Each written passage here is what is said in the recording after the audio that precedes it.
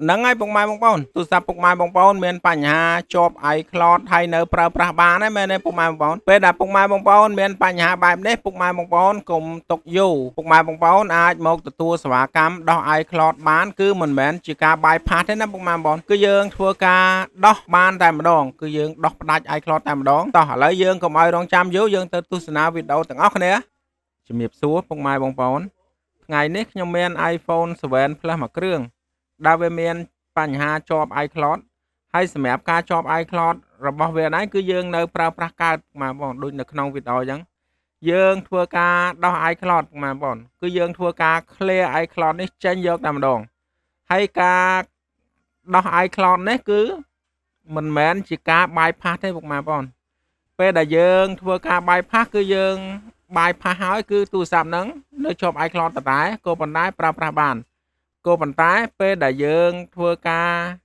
ដោះ iCloud ដែលនៅប្រើប្រាស់កើតដូចនៅក្នុងវីដេអូហ្នឹងពេលដែលយើងដោះហើយគឺដាច់តែម្ដងម៉ែបងគឺយើងដោះដាច់តែម្ដងណាតោះឥឡូវយើងកុំឲ្យរងចាំយូរយើងទៅធ្វើទាំងអស់គ្នាដំបូងគឺយើងចូល backup ពុកម៉ែបងគឺយើង backup ឯកសារវាទុកណាដូចពុកម៉ែបងបានឃើញអញ្ចឹងយើងធ្វើការ uninstall app និងលុបរូបភាពចេញសិនណាដើម្បីឲ្យមានភាពងាយស្រួលក្នុងការ backup យើងធ្វើការលុបរូបភាពលុបអីចាញ់អស់ហើយយើងធ្វើការ backup នឹងកម្មវិធី iTunes របស់យើងហ្នឹងបងប្អូនពេលដែលយើងធ្វើការ backup ហើយយើងទៅធ្វើឥឡូវយើង backup សិនបងប្អូនណាយើង backup ហើយចាំយើងទៅធ្វើជំហានបន្តទាំងអស់គ្នាហើយអ្វីដែលយើងត្រូវមានបងប្អូនគឺ unlock tool បងប្អូនយើងធ្វើបន្តមកគឺយើងធ្វើជាមួយ unlock tool ហើយយើងធ្វើជាមួយ unlock tool នេះដែរគឺមានភាពងាយស្រួលមែនតើបងប្អូននេះយើងគ្រាន់តែដោតទូរស័ព្ទហើយគឺយើងចុចកន្លែងហ្នឹងមកណាគឺយើងចុចហើយយើងធ្វើការបិទ Wi-Fi មកបងប្អូនពេលដែលយើងធ្វើការបិទ Wi-Fi អត់ស្គាល់បងប្អូនដោតមើលបន្តិចសិនណាយើងត្រាស់វាឲ្យស្គាល់សិនពេលដែលពុកម៉ែបងប្អូនធ្វើហ្នឹងពុកម៉ែបងប្អូនកុំភ្លេចបិទ Wi-Fi ផងនេះយើងចុចយកកន្លែងនេះដើម្បី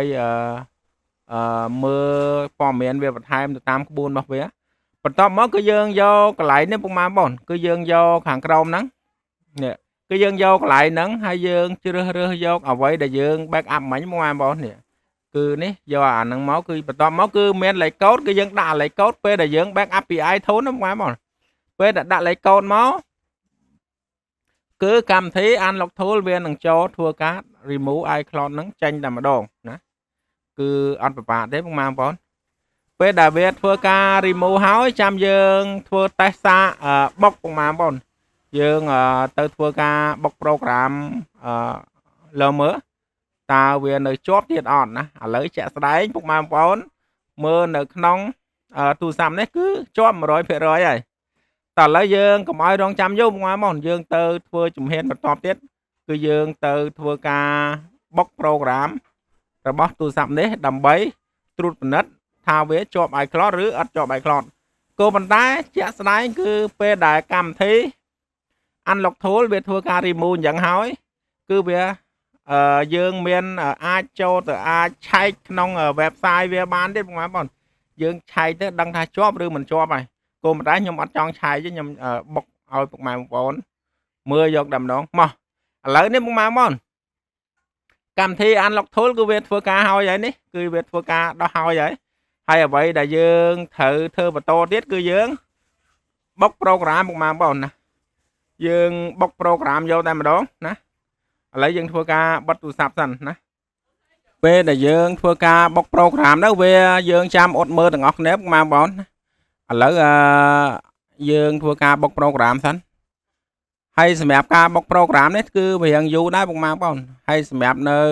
ក្នុងវីដេអូនេះគឺយើងខាឲ្យលឿនបន្តិចទៅ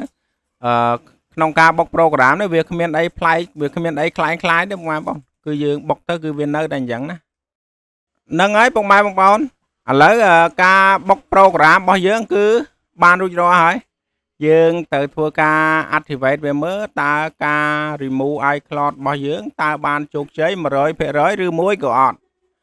មកឥឡូវយើងទៅធ្វើការ activate វាដើម្បីយើងទៅមើលជាក់ស្ដែងទាំងអស់គ្នាបងប្អូនហើយសម្រាប់ពុកម៉ែបងប្អូនដែលមានបញ្ហាទូរស័ព្ទជាប់ iCloud នៅប្រើប្រាស់បានឬក៏ជាប់ lock screen ដែលពុកម៉ែបងប្អូនមាន iCloud នៅក្នុងហ្នឹងពុកម៉ែបងប្អូនអាចទំនាក់ទំនងមកហាងយើងខ្ញុំបាន គឺយើងមានសេវាកម្មដោះ iCloud ពុកម៉ែបងប្អូនណាហ្នឹងហើយឥឡូវវា active បានប៉ុណ្ណេះមានន័យថាគឺវាដាច់ហើយពុកម៉ែបងប្អូនអញ្ចឹងការ remove iCloud របស់យើងគឺបានជោគជ័យ 100% ហើយពុកម៉ែបងប្អូនណាគឺយើងបានដល់ដំណាក់កាលហ្នឹងមានន័យថាការ remove របស់យើងគឺបានជោគជ័យហើយអញ្ចឹងនៅក្នុងវីដេអូនេះគឺមានតែប៉ុណ្្នឹងទេពុកម៉ែបងប្អូនជាចុងក្រោយកុំភ្លេចជួយចុច Subscribe Channel មួយផង Follow Page Like Share ដើម្បីជួបគ្នានៅវីដេអូក្រោយទៀតអរគុណជំរាបលា